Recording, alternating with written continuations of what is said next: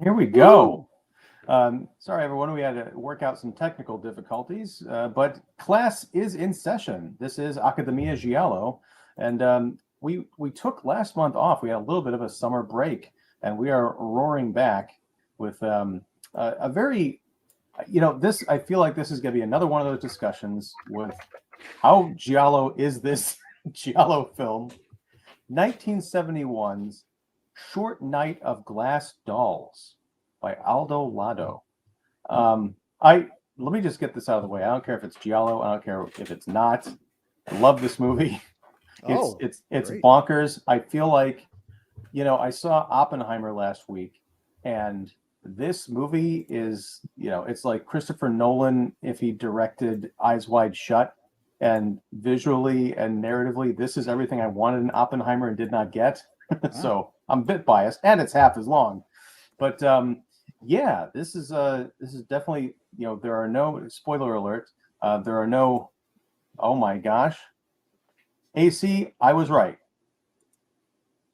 Bryan is going to be joining us here in a second. At least allegedly, I got the spinning progress wheel, but we'll continue on with the intro. That's very on brand. Yes, Bryan. Hi. Sitting in as always after the bell. What's going on, dude? Yeah, it's I'm like the Spicoli of the Accademia Giallo, Yes. Just don't bring any pizza to the class. No, say order the pizza, but then you don't get any. You mentioned spinning wheel as my connection. Oh, you're fine. Yeah, Maybe just when we you can were see coming you, on, that's the the little problem. loading thing. Oh, Gotcha. nice. But all right, so we were just getting our intro out of the way, and I said this Short Night of Glass Dolls. I don't know if this is Giallo. I don't care because I love it, and I compared it to Christopher Nolan directing Eyes Wide Shut. So let's talk about this movie. First of all, I want to do our introductions going around the virtual room. We've got Aaron Christensen of Horror 101 with Dr. AC. We've got John Kitley of Kitley's Crypt, and we have Bryan Martinez as of the Giallo Room. So, guys, what is your experience with Short Night of Glass Dolls? As we like to kind of familiarize the entire class with how well its professors, the people who are speaking on it, are familiar with it. Oh, wait. Okay, so you're wearing a butterfly T-shirt. That doesn't necessarily mean anything. Although I do give you points. AC, what have you seen this before? I had never seen this before, so I forget which of our listeners recommended it. But I was going to ask that actually. Thanks for helping us cross that off the list, because I'd seen a few others who saw her die, Murders on a Train. So I'd seen a couple from Aldo Lado, but this was his directorial debut, and I had not seen it before, even though I'd heard of it. And anyway, so yes, I'm fresh off of having watched it. I'm ready to talk. Excellent. How about you, Kitley? Same. I had never. I thought I had seen it, but if I had, I don't recall it at all. Thanks. Wow. And you, Bryan, you've got the T-shirt, so I assume you've seen this at least as many times as you've seen Demons. I've watched this movie twice. I watched this movie long ago, back when I first started, like the infancy of the Giallo Room, because I haven't seen it. I've never seen this prior to just delving into every single Giallo that exists in the world or whatever. But I will first say that this movie should be called Short Night of Butterflies Encased in Glass or something, because there's no glass dolls in this movie.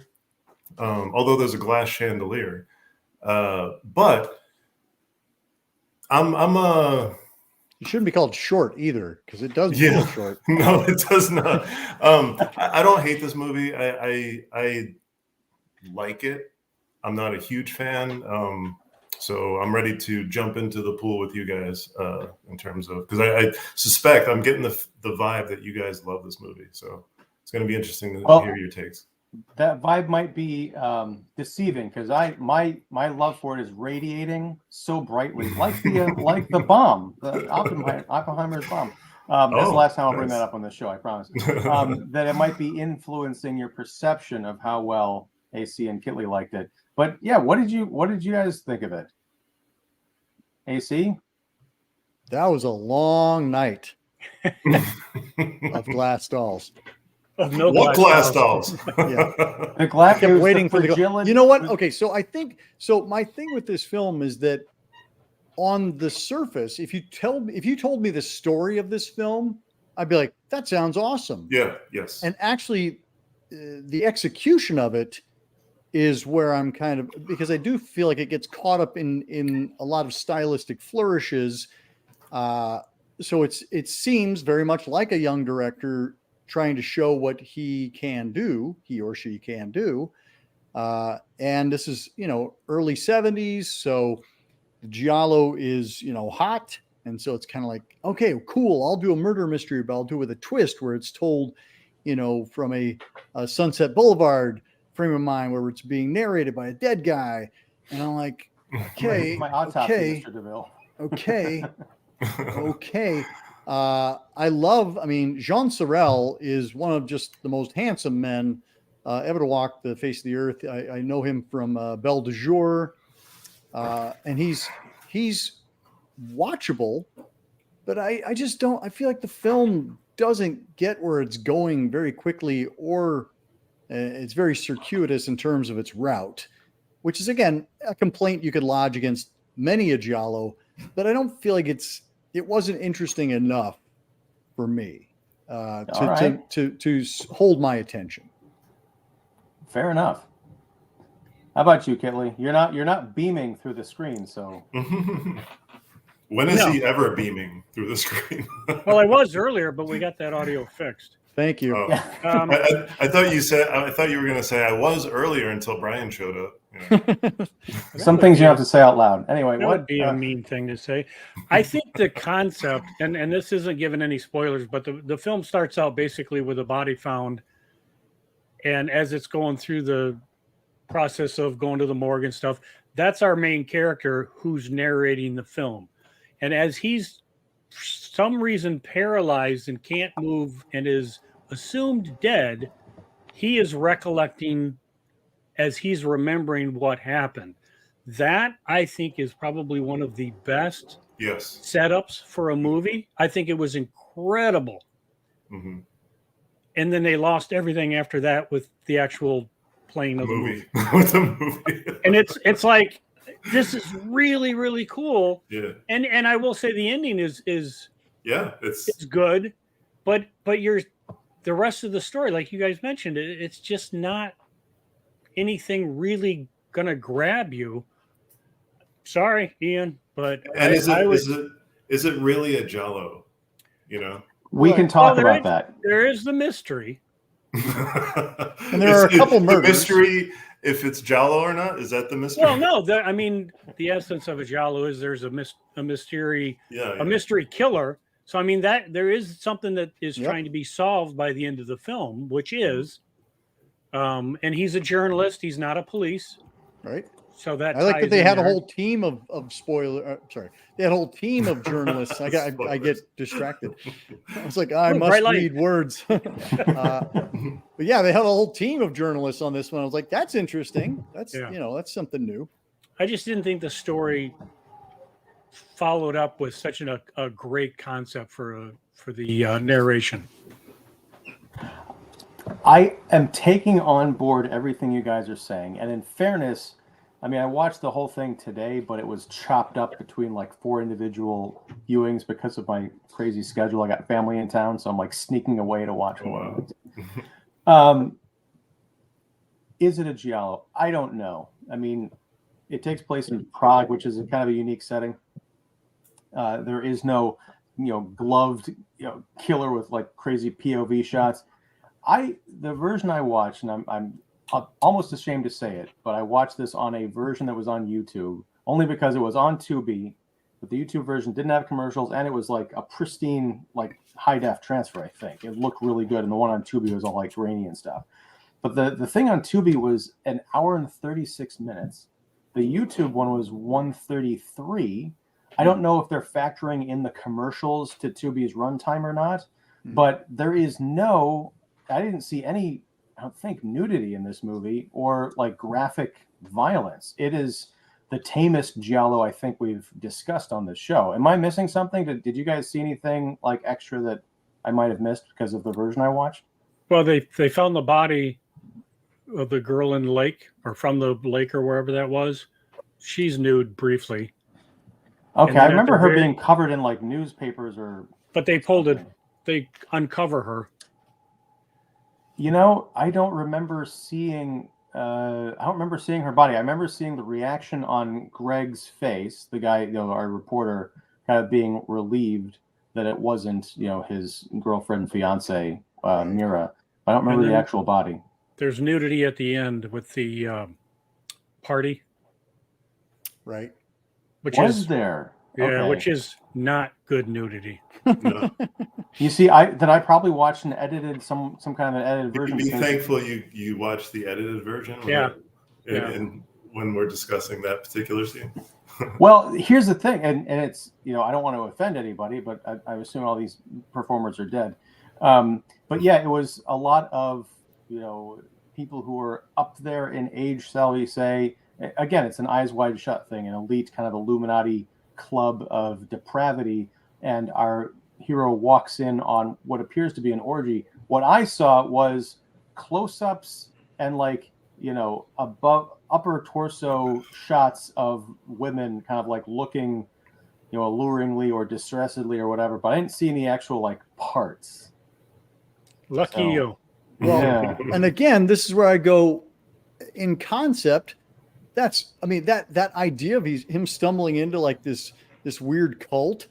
It's like, what? And at Club 99, Yeah. What a spelled with a K. But even then, I was like, okay. I'm just like, how do you suck all the air out of that reveal? I don't know, but Lado does it. Yeah.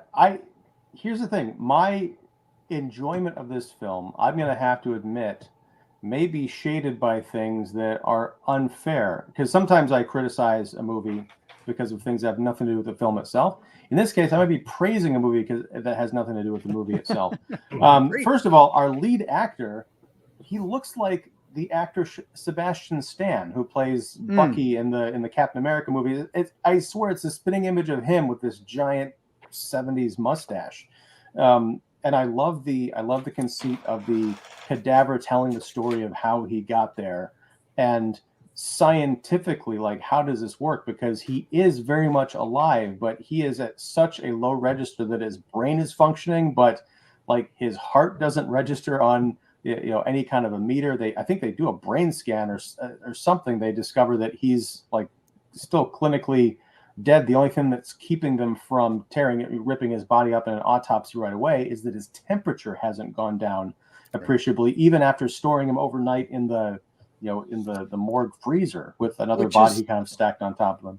Which is a little questionable, considering you got to be pumping blood through the body, and if the heart's not beating such that you can register it, is it just the blood just wandering around through his system? Well, here's my theory. First good. of all, and I am going to bring up Friday the 13th. I was reminded of the morgue drawer scene in final chapter. Yeah, but I know I'm stretching on that one. But I gotta say, I love that at the end, the big reveal of at least my understanding of it as to how he got into the position he was in is when he stumbled into that orgy, and then he was kind of picked up by the clothed elites. They hypnotized him, and basically that's it. He was hypnotized into his body completely shutting down, but his mind being awake, which is some powerful mojo there.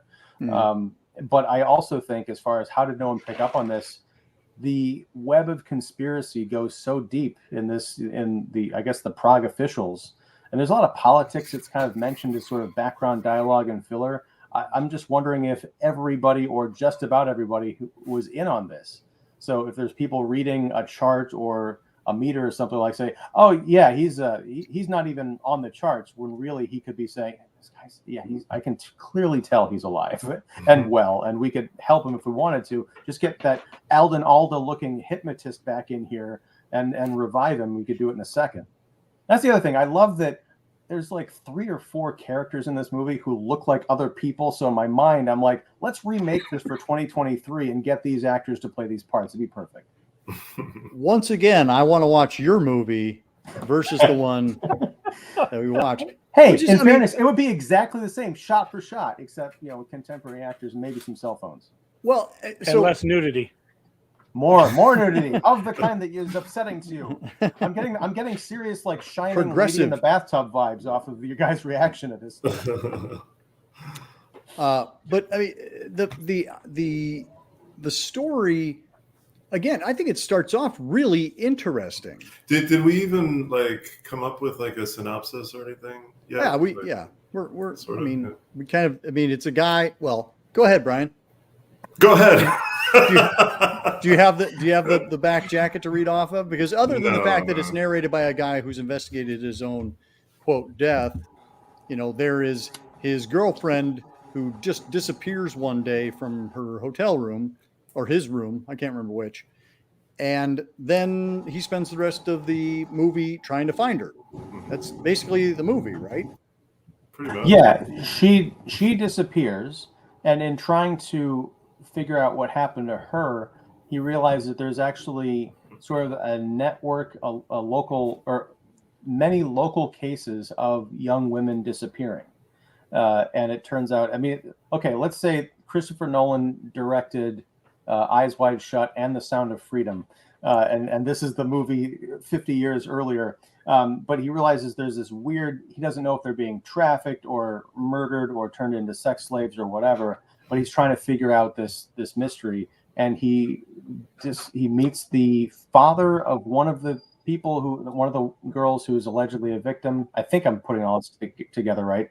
He meets up with him on a bridge, and before he can talk to him, someone literally comes out of the fog and pushes this old man down onto some train tracks.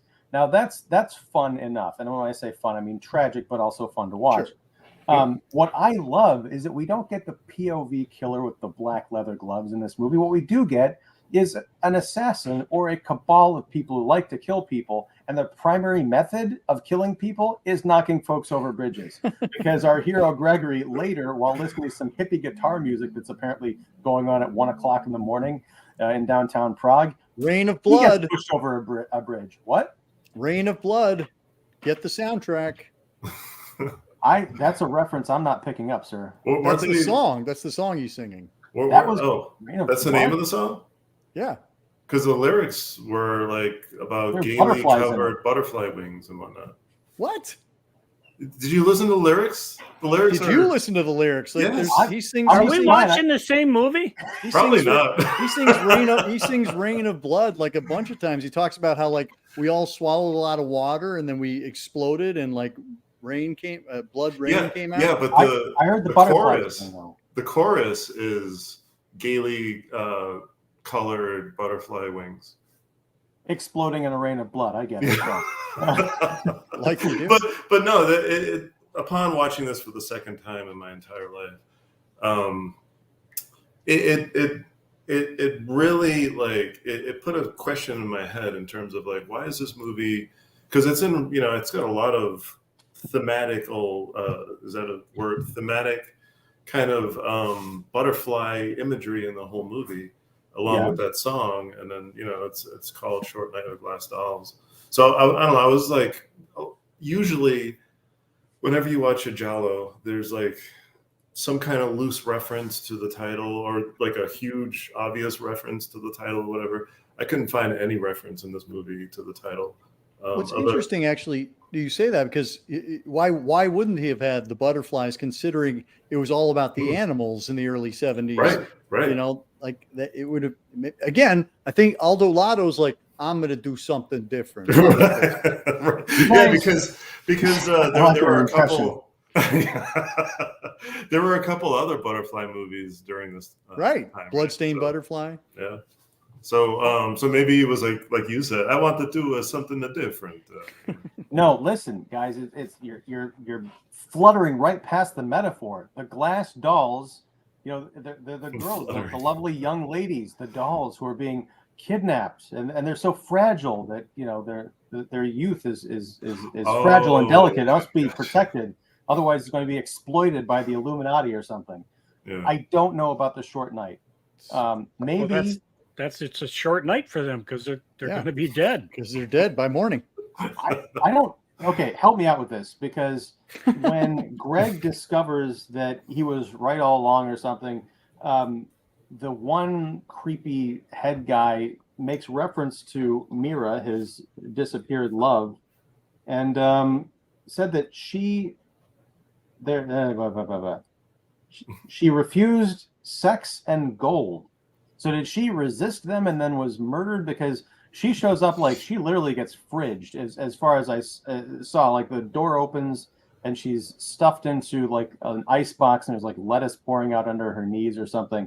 And apparently Gregory is so distraught that he tries to, well, it looked like he was trying to kill himself, but then he just escapes, and that's when he discovers a conspiracy. He is, of course, framed for her murder, also the murder of one of the great Giallo sidekicks ever, Jack. A fellow journalist who is just like a total wise guy, and he has this beautiful setup earlier in the film where he's laying out this entire ridiculous scenario, and he's like, "Yeah, this is probably what happened, but it's not what happened. I'm just being a jerk in your sensitive time of confusion and loss." The more I think about it, the more I love this movie, because it really, I don't think does work, should have worked. But it's kind of a mess, but I think it's a beautiful mess. Again, that might just be me. I take it you guys were bored. How were you bored watching this?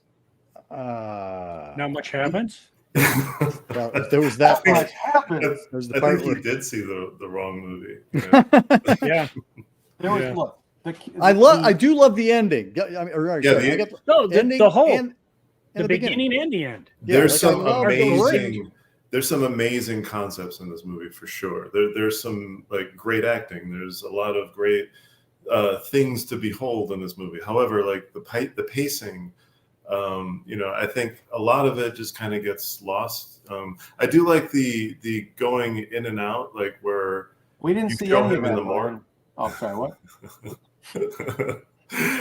I set myself up for a lot of these things, but so like whenever they show him in the morgue, and then like it fades to like his recollecting of something, I do enjoy that stuff, but just the stuff that is unfolded, and I do like some of the peppering of like political themes going on at the time and whatnot.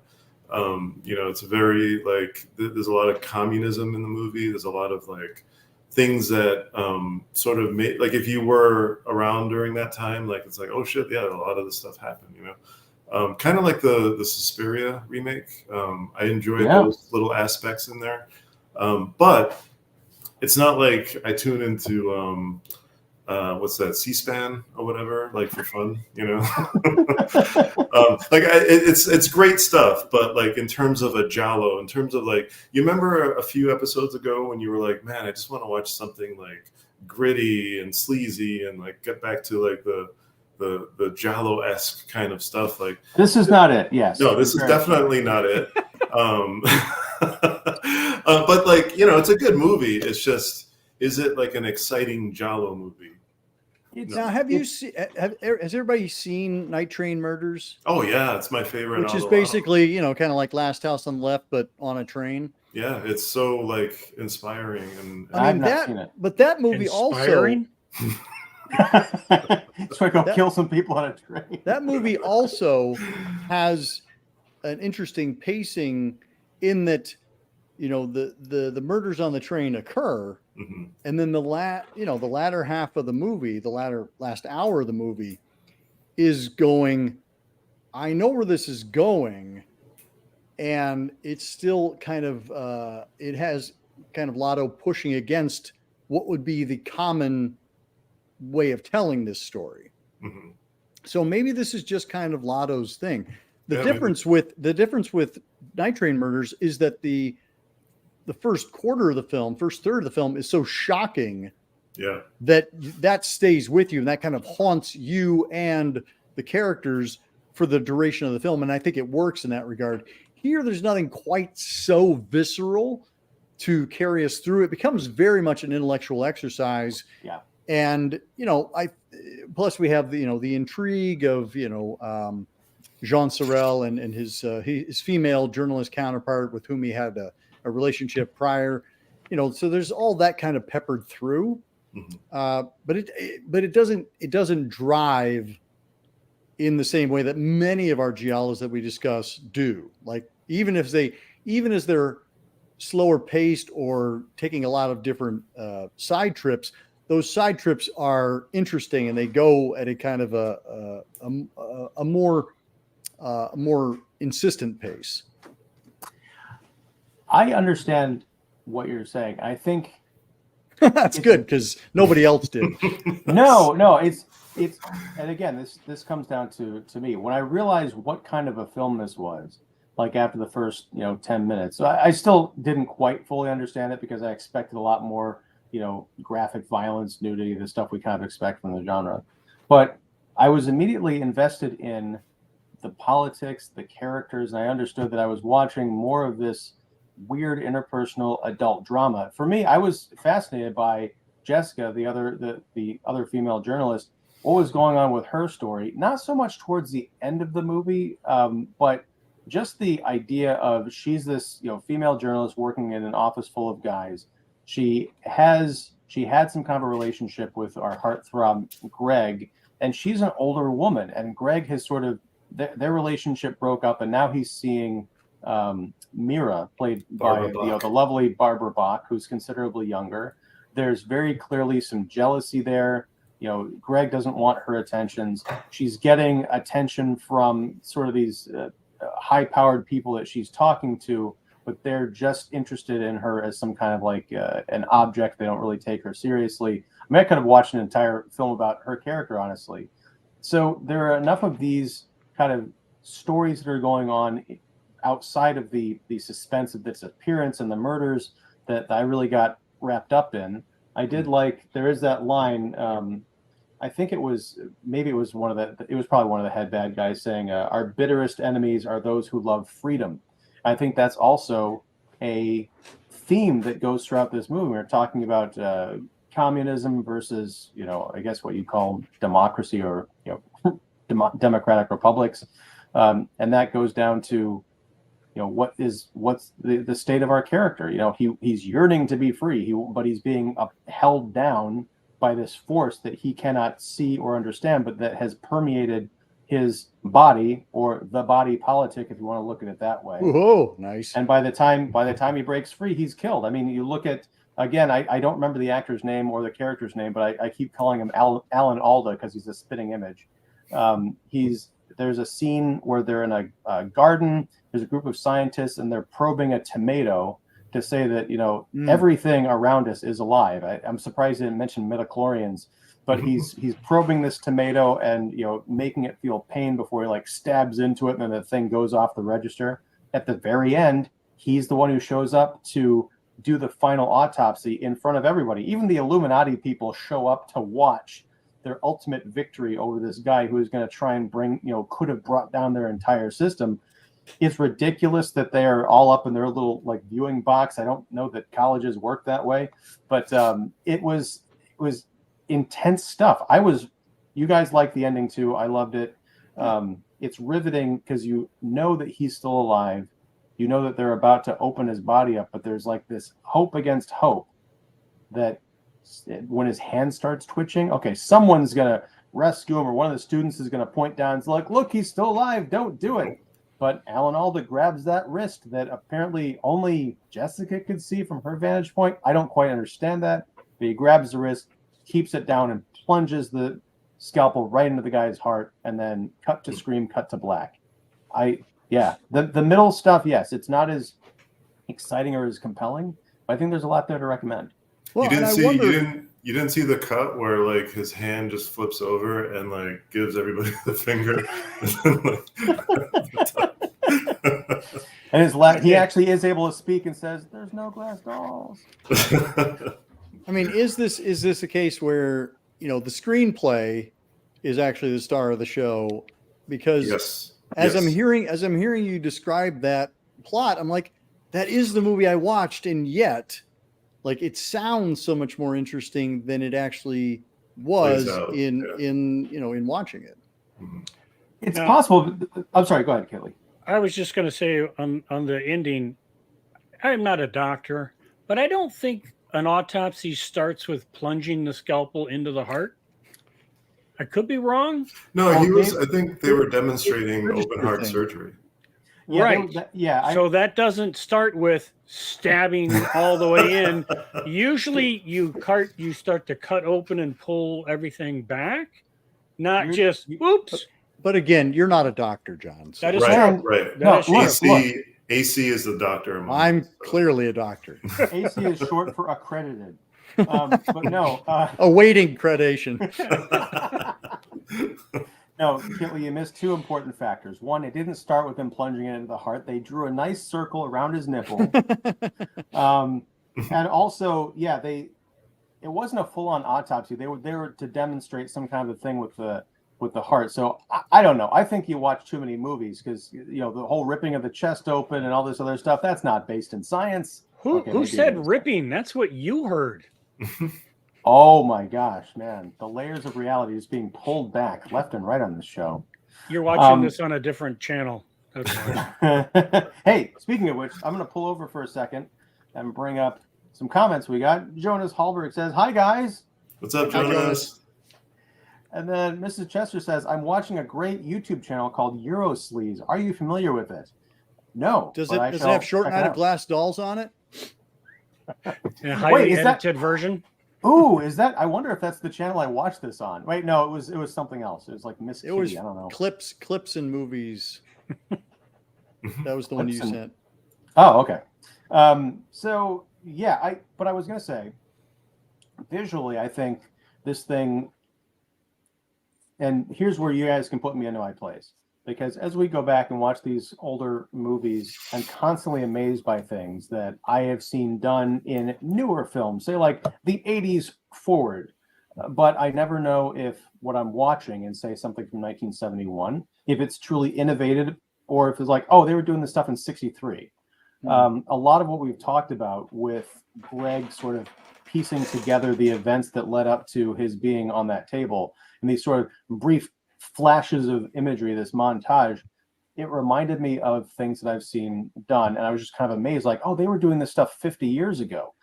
Do you know if this was, again, innovative or if this, maybe even we've even talked about some of this stuff on this show, but I'm trying to place it and I can't quite do it. In terms of what? In terms of just the yes, I mean, that particular blend of montage, everything from like still images to stills mixed with like little glimpses of action, cutting back to the present and then leading directly into the flashback. If it's not unique in terms of like the idea, I still feel like the presentation is very contemporary. I was surprised as I think of that kind of delivery as something very modern, but I guess it's not. It may be a half century old. This to me actually reminded me a bit of kind of what they were doing with Easy Rider and things like that, where they are doing that kind of cross-cutting and throwing in kind of surreal imagery. So I feel like it was something that was kind of in the water of the late 60s, early 70s. There wasn't anything that struck me as feeling really, really innovative. It's funny when you mention innovative because this is super random, but like the first thing that popped up into my head was that scene in that little court area of that apartment complex that he goes to investigate and all the kids are playing or whatever. And there's that one random guy with the newspapers, like, just like his face covered or whatever.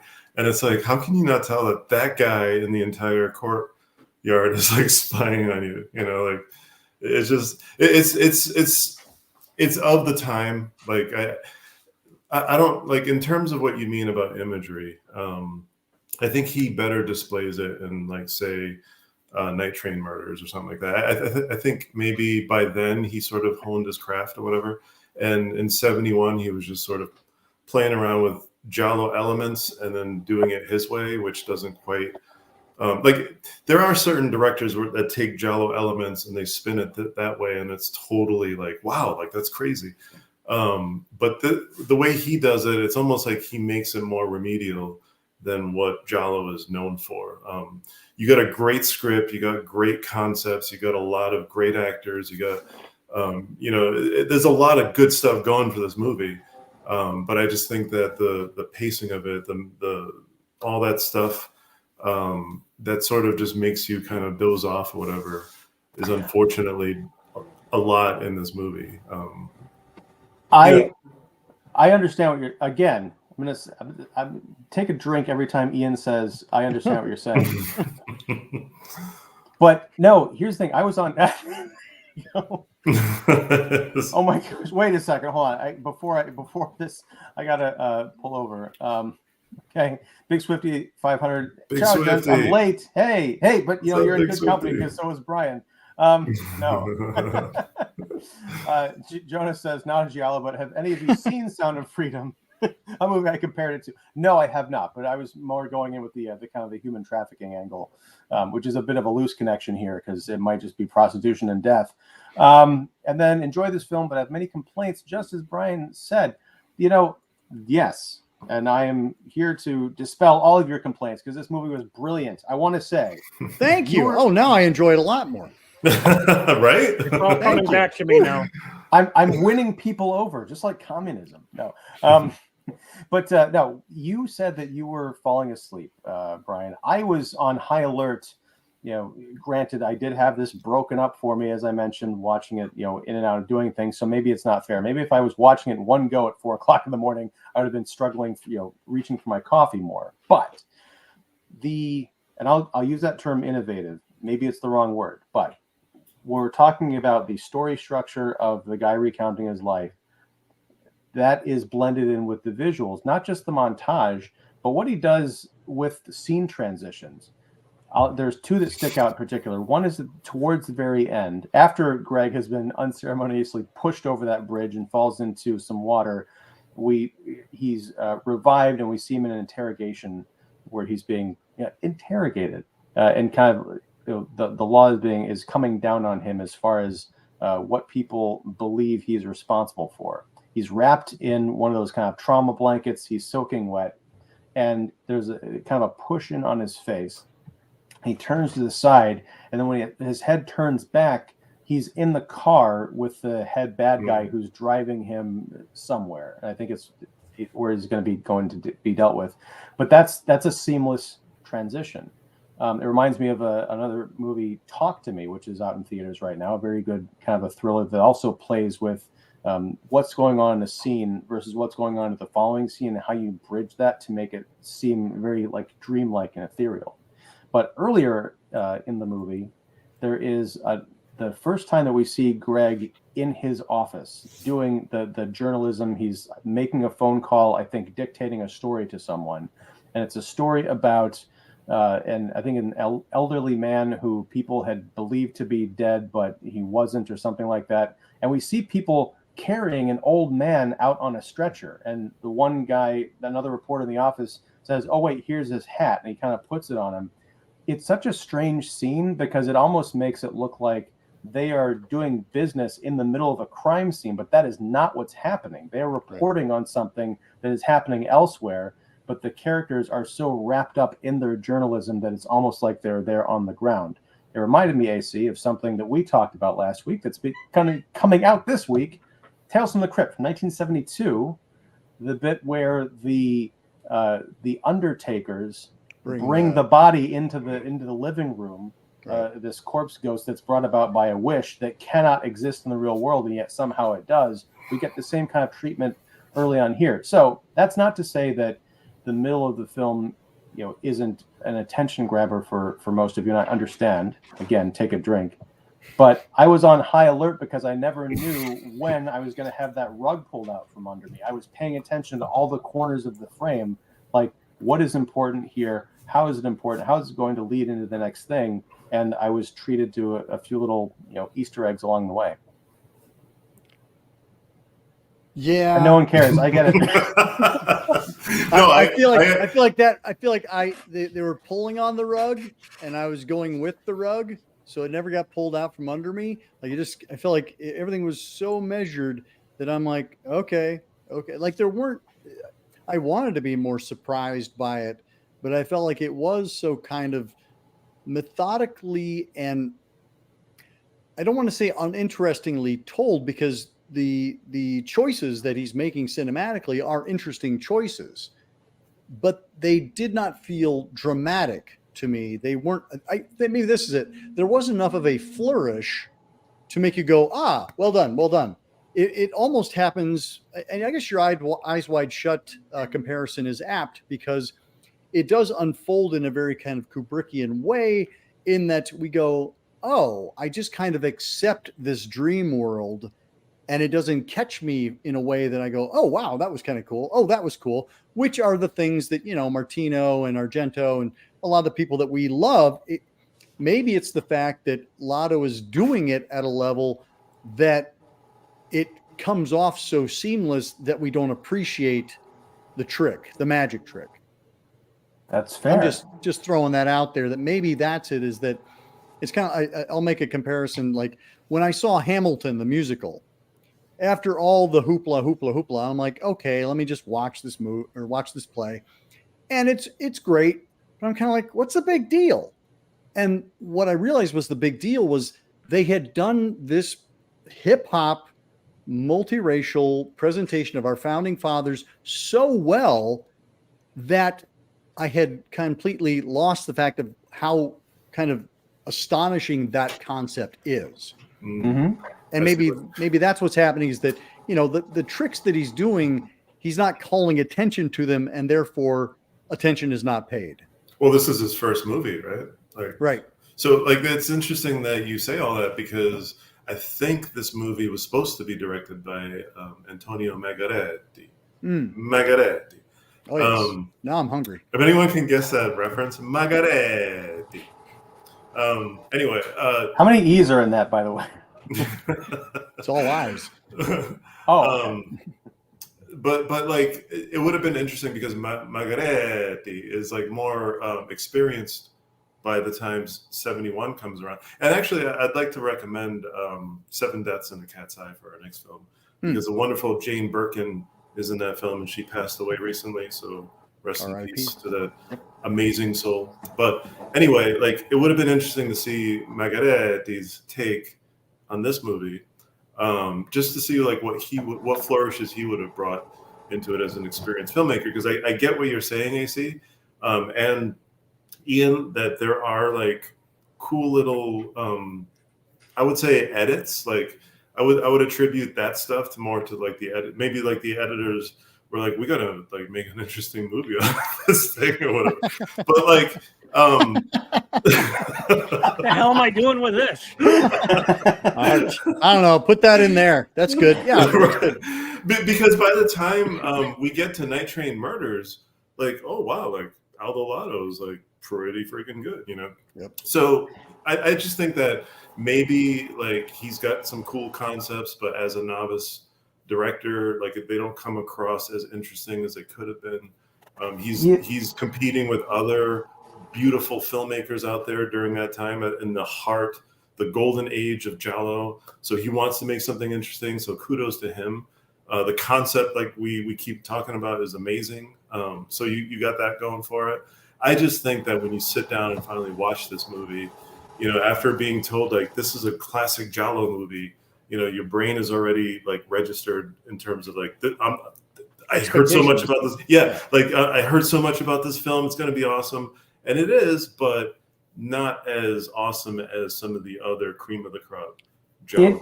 It does need to be, kind of in the asterisk category of, this is an amazing Giallo film, but it's not what you expect.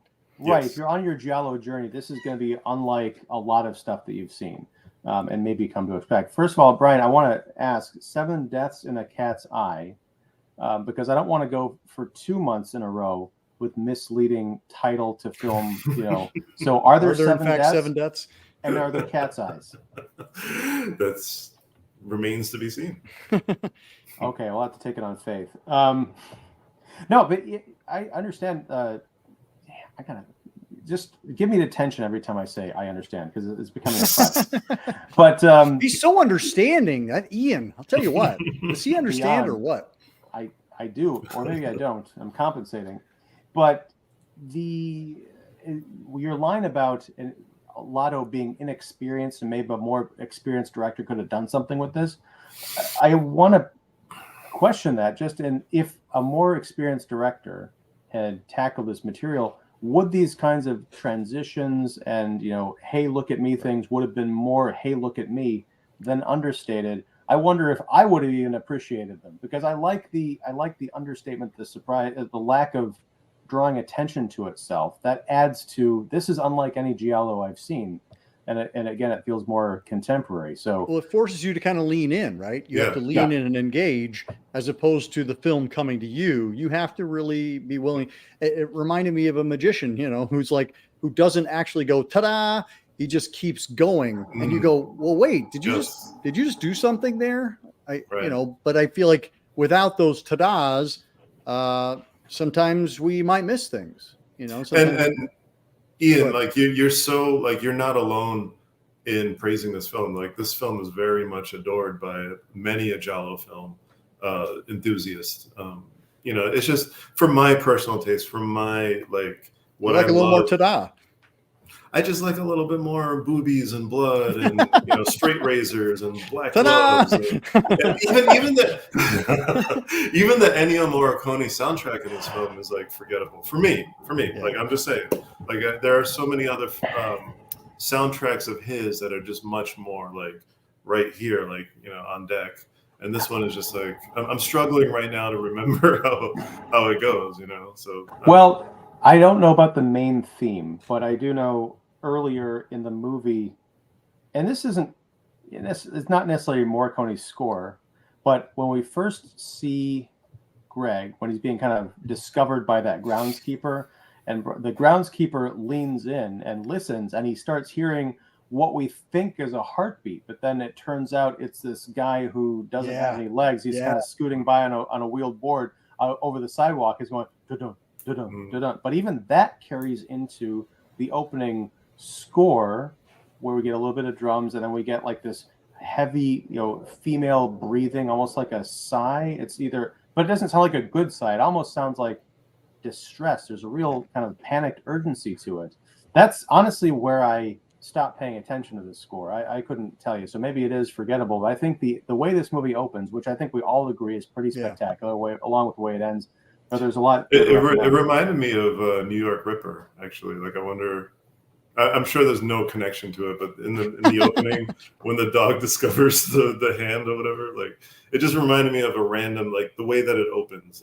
Well, and I really liked the absence of music. I thought that was really, I was, you would expect to have the musical strains, and we get them over the opening credits. Mm-hmm. But I love the fact that it was just no score, and I'm like, wow, okay, this is kind of cool.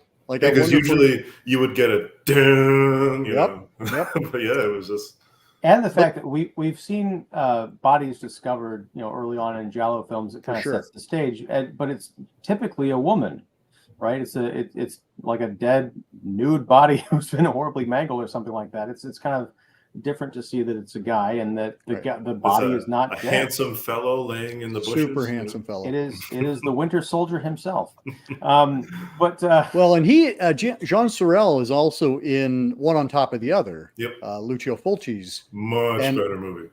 I agree, and it's also him looking for, where his I can't remember if it's his wife or his girlfriend. I wonder if that was the casting choice, specifically for this movie. He was great in that one, looking for his significant other. Well, hopefully he wasn't going method. All right, we've got a few more comments. Speaking of not missing things, let me pull over here. Big Swifty says, great actors, great scenery, great plot a la Memento. Interesting. But a weak Morricone score and found pacing too slow. Kind of snooze fest for me. Guys, I'm going to get you some, I'm going to send some. Do you understand, coffee. Ian? No, I don't understand. You've finally broken me. but still admire it because I live for this stuff. Yes. As do we, Big we Swifty. all. Yes. The Brian, I don't know if you had mentioned this earlier on, and pardon me if you did, and I just forgot because I'm half awake. This is the second time you've seen it. Is it different the second time around? Did you find more to appreciate, Yes, or was it yeah. kind of like, oh, I got to watch this boring shit again? And I'm sure if I would watch it again after this discussion, I would recently, be like, okay, Ian's got like a lot of good points. Like honestly, when it comes to Aldo Lado, Night Train Murders pops up in my head like every single time, and what he does in that film, like there's a lot of just like, whoa, like a lot of he goes there. Yeah, like and unabashedly, like as a director, it's exciting to see that, But in this film, like I feel like he's just getting his what wet when it comes to like just doing the director thing. Like I'm sure like it's been like maybe he laid out storyboards and I want the fade to be here and this and that and the other. But like I think when it comes to the way that the movie looks, that's more of an editor's choice. The soundtrack, the acting, all that stuff. I think if you were to just like replace him with another gun for hire actor during that time, you probably wouldn't notice a difference.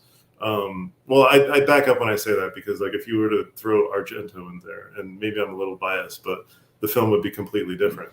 But like I said, it's got a lot of cool stuff going for it. It's got a lot of great concepts.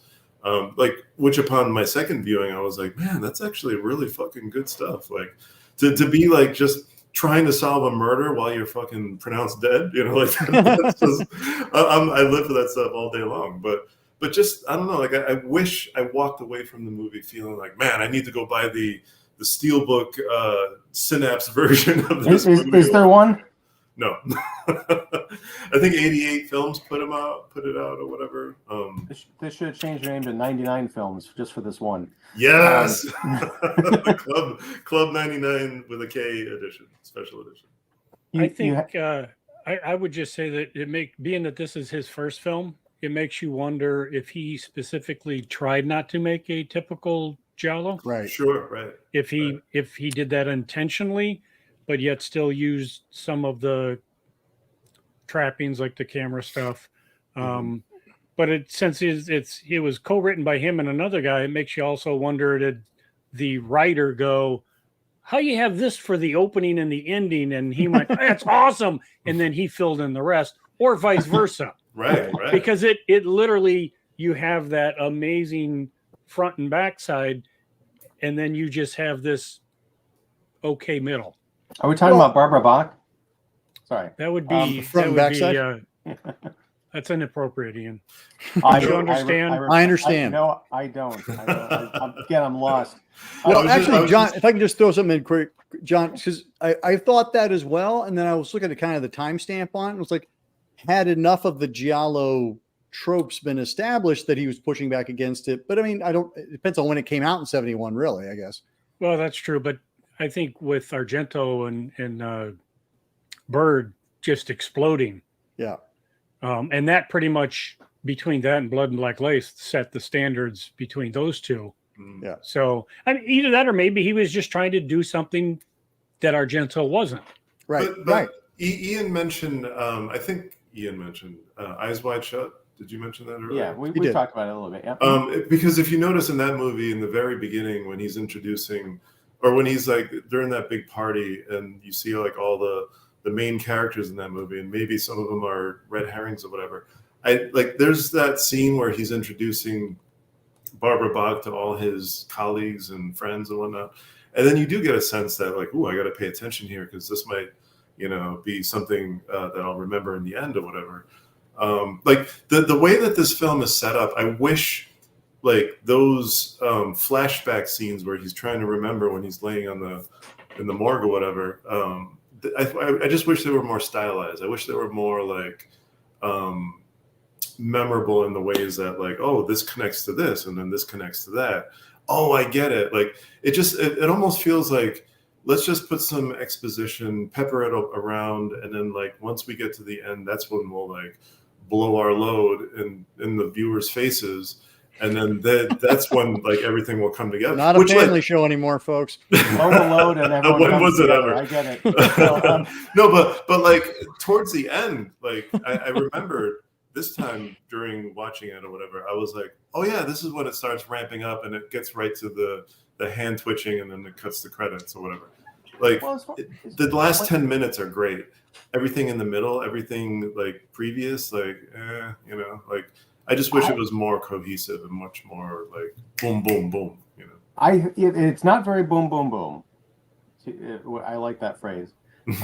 But you know, there are keys as far as, you know, once you can look back on the entire story in hindsight. Like one of the earlier flashes that we get are these random pictures, like these black and white images of these old people, and they look kind of like well-to-do. And you're like, what's going on with these folks? And then in the middle of the movie, when he discovers like this Prague elite obsession with chamber music, he goes into this concert, and you see people from that photograph, you know, in there, and they all look.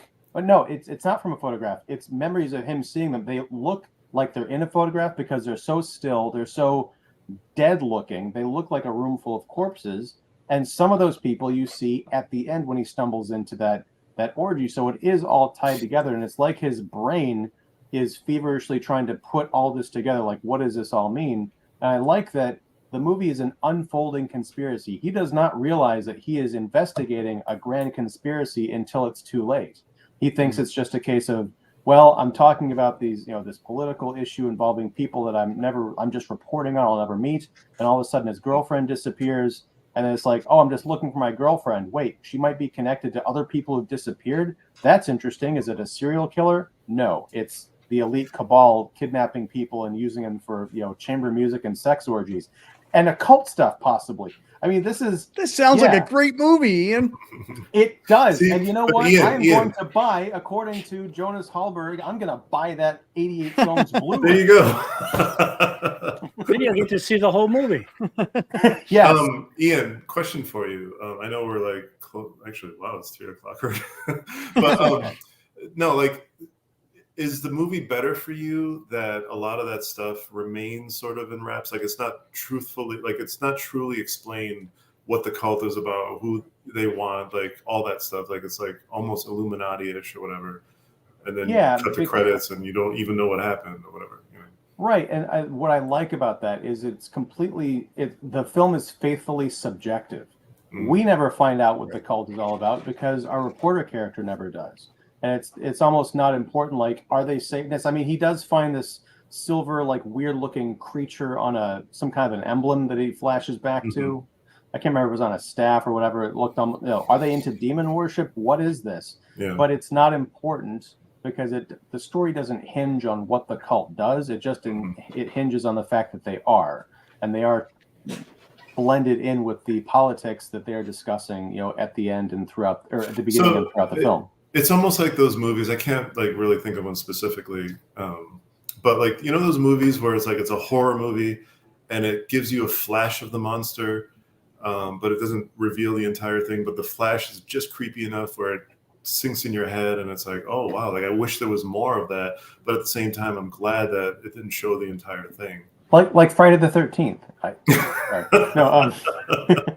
No, like Blair Witch. Like, remember in Blair Witch, yes. where it's like you're shown certain things, but it's not necessarily revealed in terms of exactly what's supposed to be scaring you, you know? Right. That closing shot of, I think it was Josh is standing in the corner and then Heather's like screaming and then it like cuts out. You're like, what am I looking at? This is so creepy. I don't know what it means, but I know that it means that these characters are doomed. I don't have to have it, you know, explained to me. You know, yeah. I like this movie better now. I was going to say, I'm pulling an Ian here. I'm like, thank God I talked to you guys. Right. I didn't just waste 96 minutes of my life. Just in time. I watched a great movie. All right. Well, just in time for the end of the episode. Yes. Some of us are not convinced. Oh, well, okay. Look, I feel like I entered. This is the debate team class that we're doing.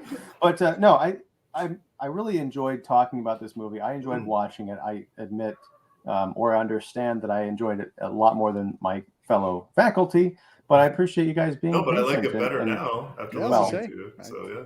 Well, Thank you. I'm glad I would made rather I would rather listen to you tell the story of Yes. this movie than watch it again. Same.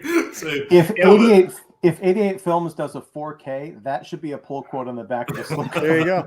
No, With but this Ian, podcast included. Ian, it was actually really cool. If you rewind this all the way to the beginning, really cool listening You weren't there, to you. Brian. That's funny. You must be like the star of the class, aren't you, AC? Hey, that didn't come from me.